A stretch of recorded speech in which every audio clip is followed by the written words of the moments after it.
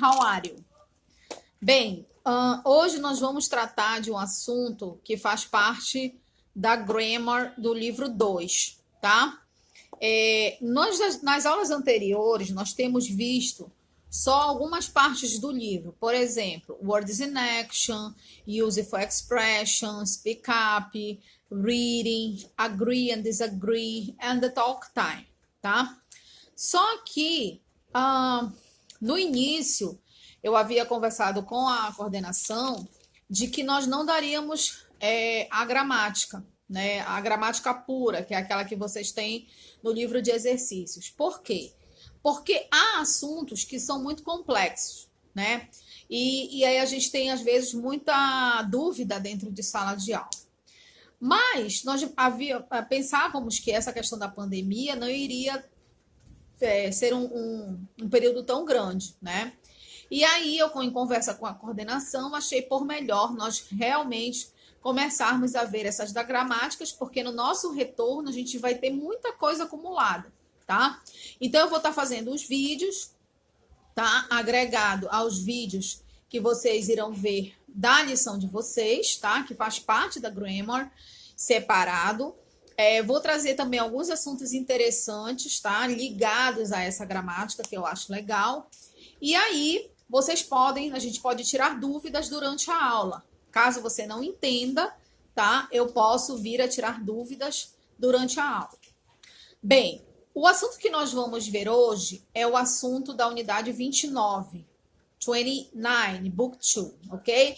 Esse assunto que nós iremos ver hoje é o use to.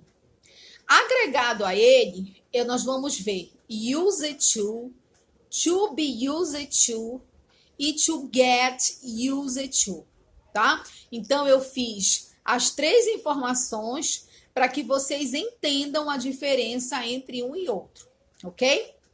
O primeiro que nós vamos ver, que é o que faz parte da gramática, é o to use to, tá? Esse use to, ele não tem nada a ver com simple past, tá? A ideia do use to é uma ideia do passado, ou seja, é algo que você era acostumado a fazer no passado, mas agora você não faz mais, tá?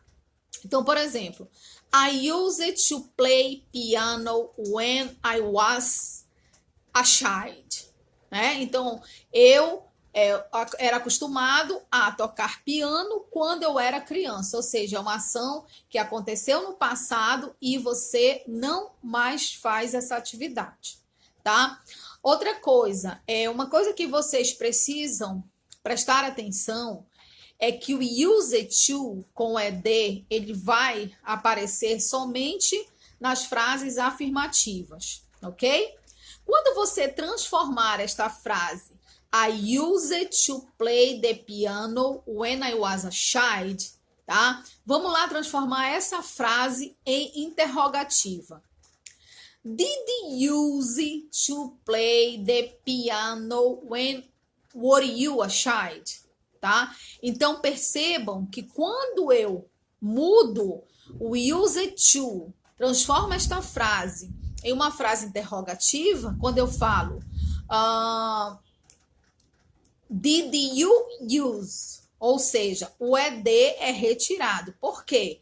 Porque eu já tenho o verbo auxiliar did, ok? A mesma coisa acontece quando você tem uma forma negativa, desculpem. I didn't use to play the piano when I was a child, ok? Ou seja, como você já está usando o verbo auxiliar didn't no passado, não é necessário você colocar use também com ed, ok? Segue a mesma regra de que quando nós vemos simple past, né? Quando você tem um verbo no simple past, por exemplo, I studied English yesterday, né? Então, studied está no passado. Quando eu transformo esta frase para uma frase interrogativa, ela diz, did you study the English yesterday? Ou seja, o study, ele volta para o infinitivo, né? Ele perde o ED, então ele volta para o infinitivo, tá?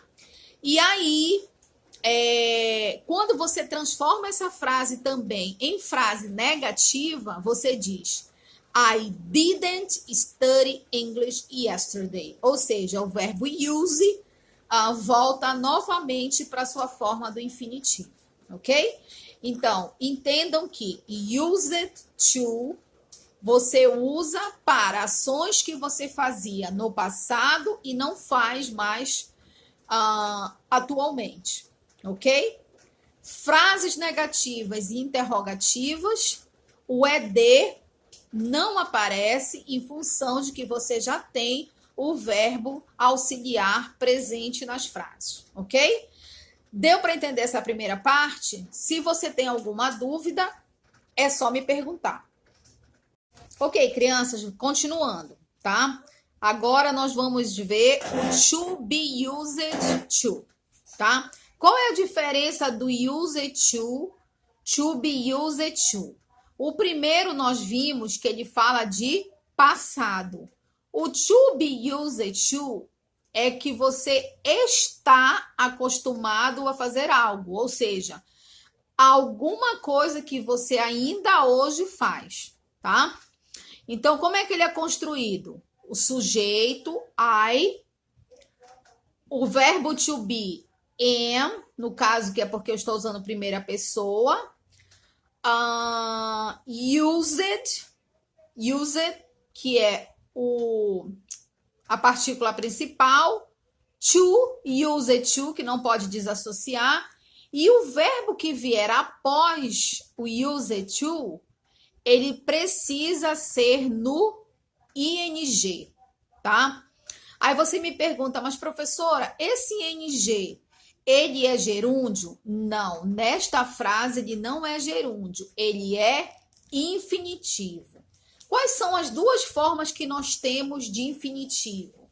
Nós temos a forma que vocês aprendem logo quando vocês começam a estudar, que quando você pega ou um dicionário, ou até mesmo no livro-texto, geralmente as 4 últimas palavras são verbos, então geralmente eles vêm antecipados da partículazinha to. Por exemplo, to study, to cook, to work, to speak, tá? Então todos esses verbos estão no infinitivo. Por quê?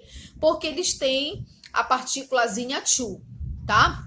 Outra coisa, só que nesse caso aqui, quando você trata o verbo ing depois da partículazinha used to, ele não é gerúndio, ele também é uma forma de infinitivo. Por exemplo, vamos recapitular aqui o exemplo que eu estava dando, né? I am used to swimming on weekend. Pronto. Então, vejam aí como é a construção dessa frase. I am, o verbo to be, used to, e o verbo seguinte que eu usei foi swimming. Ou seja, ele tem a ideia de nadar, infinitivo. Eu estou acostumada a nadar nos finais de semana, tá? Então, o ing nessa frase, ele não é gerúndio, ele é infinitivo, tá? Então, qual é a regra para que você construa a frase usando to be used to, que é o verbo to be, tá? É presente, é o sujeito, é o verbo to be, né? De acordo com o sujeito que você usa, é a expressão, a partícula used to, o verbo próximo no ing e o complemento, tá? Como é que eu vou construir uma frase interrogativa e uma frase negativa, tá? A construção é o seguinte, o used to, ele permanece, tá? Com o ed, e o verbo seguinte também permanecerá com ing. Então, eu digo assim, are you used to play the piano? Ok? Are you used to play the piano? Pronto. E a negativa? Eu digo, I'm not used to play the piano. Né? Então, você percebe que ele é até mais fácil do que o anterior, tá? A única coisa que você vai trocar de posição na interrogativa é o verbo to be com o pronome. E na negativa, você só vai transformar o verbo to be na forma negativa, tá? E o used to permanece inalterado, ok? Deu para entender essa parte?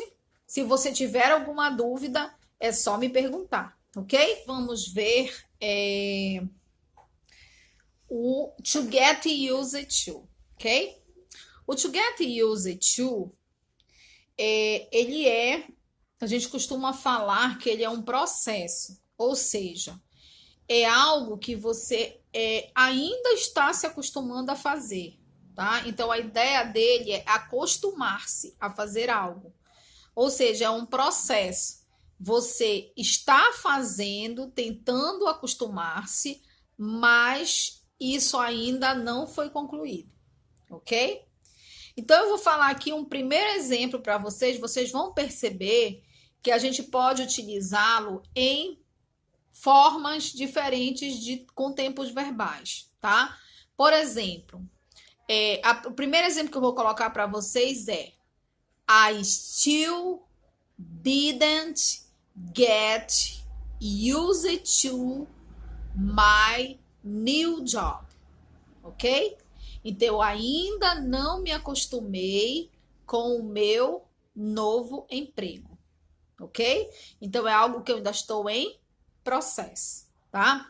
O segundo exemplo é you will get used to working here soon. Se vocês prestarem atenção, assim como o exemplo anterior, tá? Ele também trabalha com ing, mas não como gerúndio, como infinitivo, tá? O terceiro exemplo que eu vou dar para vocês é usando o passado, tá? Eu vou colocar assim, ó. Deixa eu formatar aqui. After a long time, I got used to going to the gym every day. Novamente.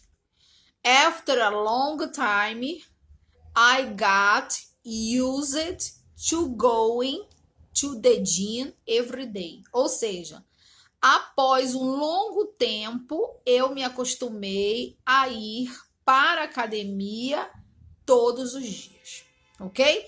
Então, vocês percebem que aqui eu construí com dois tempos verbais. O will, que é futuro, né? O didn't, que é passado. E o got, que é o passado simples também. Sendo que na primeira frase eu tenho uma negativa, na segunda eu tenho uma afirmativa e na terceira eu tenho uma afirmativa também, tá? Então, recapitulando, a primeira frase. I still didn't get used to working in my new job, ok? I still didn't get used to work in my new job, ok? Então, vejam, qual é a construção? I, tá? É o sujeito, still é uma partícula que significa ainda, tá? Ou seja, deixa bem ênfase que ele ainda está em processo. Didn't é o verbo auxiliar no passado. Get used to. Então, vocês percebem que o get, ele continua no presente e o used to, que é uma partícula, neste exemplo ou nesta forma, não sofre alteração, tá? E o restante é complemento, tá? A outra, you will get used to study English every day. You will get used to study English every day, tá? Então, você se acostumará a estudar inglês todos os dias, ok? Voltando, o get também não sofreu alteração, porque nós já temos a partícula will. No último, I got used to going to the gym every day. I got used to going to the gym yesterday. Every day, tá? Então, o que acontece, né? I got. Nesse caso, ele sofreu alteração porque eu tô falando de passado, tá? Eu me acostumei a ir para a academia todos os dias. Então, ele tem a mesma construção, sujeito. O get sofre alteração porque ele é uma frase afirmativa, então o get vai passar a ser got, tá? E used to não sofre alteração. O verbo após ele, going, com ing, to the gym every day, ou seja, é o complemento, ok? I think that this kind of subject is important for you to know about it. In the book we have only used to, but I think that used to be used to, and get used to are important for you to learn about this subject, all these parts of the grammar, okay? Please ask me if you have doubts during the class. I will send you some exercises about this subject, okay? You will need to do your homework at lesson 29 about the usage to, and then you can show me, you can send me to correct, to see if it's correct or incorrect, okay? Bye bye, I see you soon.